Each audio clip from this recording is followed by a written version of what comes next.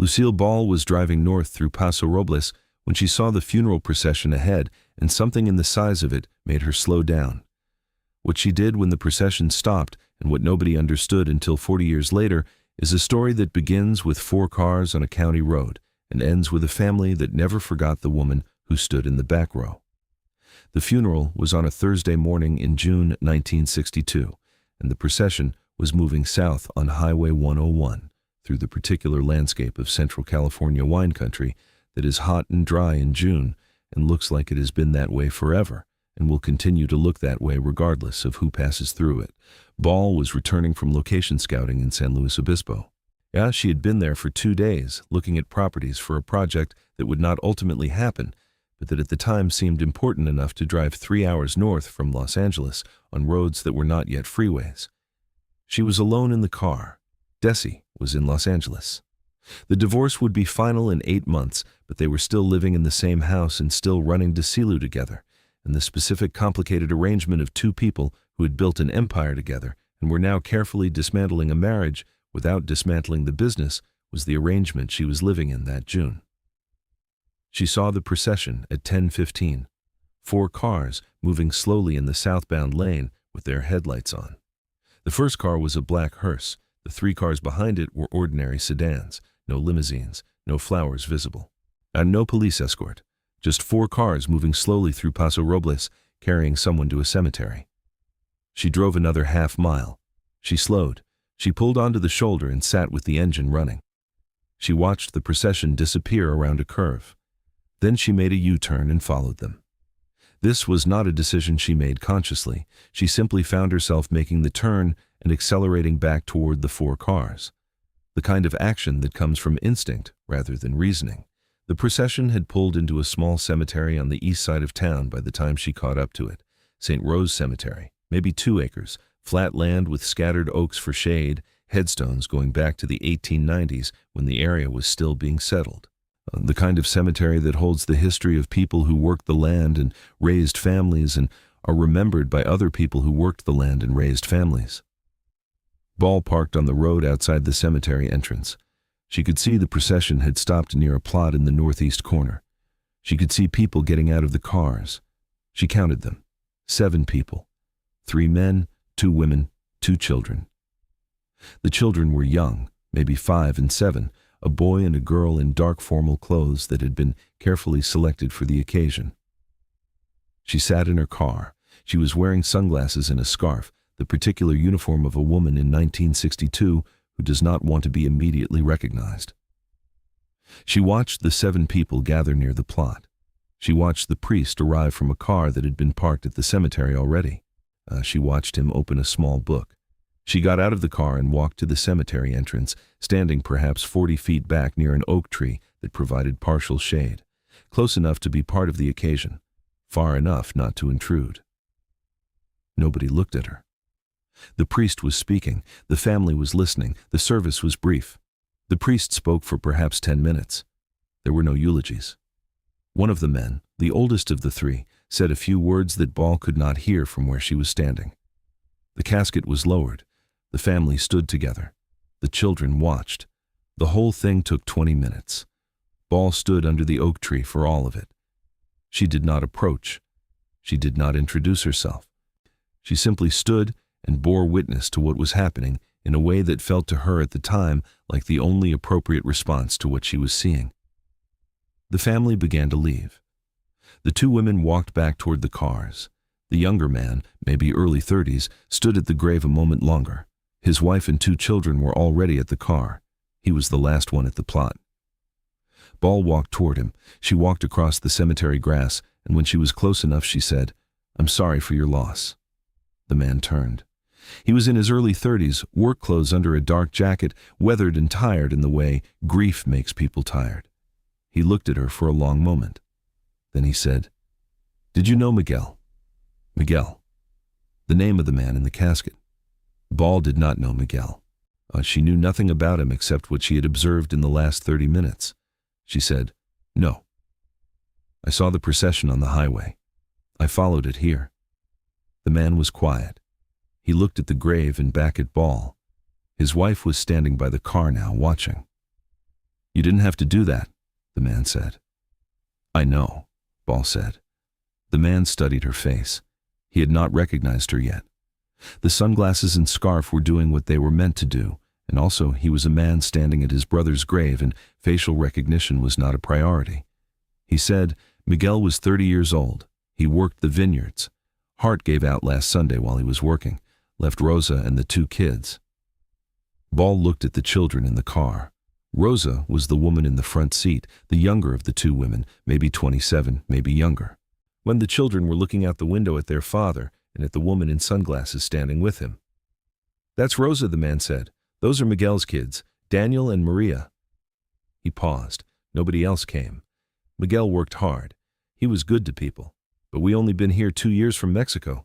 We don't know many people yet. Ball looked at the small gathering by the cars. The older man and the older woman were Miguel's parents. The man she was speaking to was Miguel's younger brother, Rosa and the children, 7 people at a funeral. She said he had family here. That's more than some people have. The man nodded. He looked at her more carefully now. You look familiar, he said. Ball smiled slightly. She removed her sunglasses. I'm Lucille Ball, she said. The man's expression changed in the way expressions change when new information reorganizes everything that has come before it. He looked at her. He looked at the grave. He looked back at her. The actress, he said. Yes, Ball said. The man did not say anything for a long time. Then he said, You followed my brother's funeral. Ball said, Yes. Why? The man said again. Ball looked at the grave. She looked at Rosa and the children in the car. She said, Because nobody should be buried with only 7 people there. Because your brother mattered. Because his children should know that strangers stopped. The man's eyes were wet. He did not cry, but his eyes were wet in the way eyes get wet when something lands that you were not prepared for. He said, Thank you. Ball shook his hand. She said, I'm very sorry about Miguel. The man nodded. Ball walked back to her car. She did not speak to anyone else. She did not approach Rosa or the parents or the priest. She got in her car and sat for a moment before starting the engine. She could see the family getting into their cars. She could see Miguel's brother still standing at the grave watching her. She started the car and drove north toward Los Angeles. She did not tell anyone about the funeral. Not Desi, not her friends, not the people at the studio. It was not a story she was carrying to tell. It was simply something that had happened on a Thursday morning in June that she had responded to in the way that felt right at the time, and that was the end of it. 3 days later, she received a phone call at Desilu. A woman on the line, hesitant, asking if this was Lucille Ball. Ball said yes. The woman said her name was Rosa Mendoza. She said her husband Miguel had been buried on Thursday. She said Miguel's brother had told her what happened. She said she did not know how to say thank you for something like that, but she wanted to try. Ball was quiet on the phone. She said, You don't need to thank me. Rosa said, My children asked who the woman was. They said she looked like the lady on television. I told them it was you. I told them you stopped because you wanted to be there. Ball said, I'm glad I was there. Rosa was quiet. Then she said, Nobody else came, only family. Miguel worked so hard. He wanted to give us a good life here. He was good, but nobody else came. Her voice was breaking. Ball said very quietly, He had you. He had his children. He had his family. That's everything. Rosa was crying now. She said, Thank you for stopping. Thank you for standing there. The children will remember. Ball said, Take care of those children. Rosa said she would. They spoke for another minute. Then Rosa said goodbye and the call ended. Ball sat at her desk for a while after the call. She had been in the middle of reviewing contracts when the phone rang. She did not return to the contracts immediately. She sat and looked out the window at the studio lot and thought about a young man buried in Paso Robles and a widow with 2 children and a funeral procession of 4 cars. 6 months later, Ball received a letter at Desilu. It was from Miguel's brother, whose name she now knew was Carlos Mendoza. The letter was 2 pages, handwritten in careful English. Carlos wrote that Rosa and the children were doing as well as could be expected, that Rosa was working at a diner in Paso Robles, that the children were in school, that Miguel's parents had returned to Mexico, but that Carlos and his wife were still in California and were helping Rosa when they could. He wrote that the family talked about the funeral sometimes, that the children asked about the woman who came, that Rosa told them the story, that it mattered to them that someone outside the family had been there, that it mattered more than Carlos knew how to express in a letter. He wrote at the bottom, "You did not have to stop. You did not have to stand there. But you did. We will not forget." Ball read the letter twice. She folded it and put it in a drawer in her desk at home, the desk in the bedroom where she kept personal correspondence that mattered. She did not answer the letter. No, she did not think Carlos expected an answer. He had said what he needed to say, and she had received it, and that was the transaction.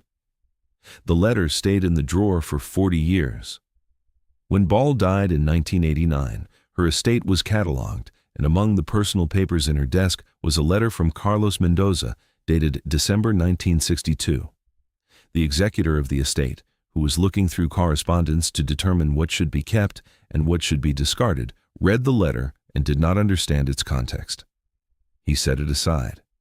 The letter was included in a collection of Ball's papers that was donated to a film archive in 2003.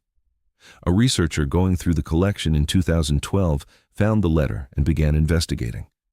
She contacted the Paso Robles Historical Society. She searched cemetery records. She found St. Rose Cemetery. She found Miguel Mendoza's grave. She found Rosa Mendoza, who was still alive, 77 years old, living in Paso Robles. Rosa confirmed the story. She said Lucille Ball had come to her husband's funeral, uninvited and unannounced, and had stood in the back and had spoken to Carlos afterward. She said she had called Ball to thank her, and Ball had been kind. She said her children, who were now in their 50s, still remembered the day their father was buried, and the woman in sunglasses who came. The researcher published the story in a film history journal in 2013. It was picked up by a few entertainment websites. It was mentioned in a biography of Ball published in 2015. Carlos Mendoza, who was still alive at the time of the article, was contacted by a reporter. He said the same thing he had said in the letter in 1962. She did not have to stop. She did not have to stand there. But she did. Rosa Mendoza died in 2018. Her children, Daniel and Maria, both of whom still lived in California, were asked at her funeral if the story about Lucille Ball was true. Daniel said yes. He said he was 5 years old when his father died, and he remembered standing at the grave and seeing a woman under a tree. He said his mother told him later who the woman was. He said it mattered to his mother that someone outside the family had been there. He said it still mattered to him.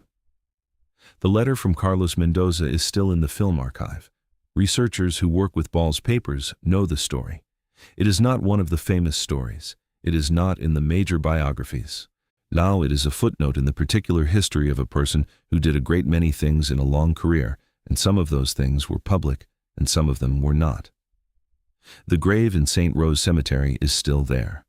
Miguel Mendoza, 1932 to 1962. Rosa Mendoza, 1935 to 2018, buried beside him.